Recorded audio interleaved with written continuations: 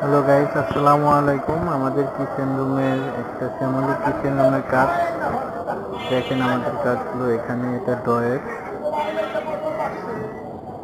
যেগুলো কাজের জন্য রাখা আছে। এখানে একটা ড্রয়ার আছে, এখানে চামচ বা যাবতীয় যা লাগে কিচেনে ওগুলো রাখার জন্য। নিচেরগুলো সব অ্যাক্রিলিক বোর্ডের পাল্লা করা এবং এসএজে ফ্রেম করা আছে।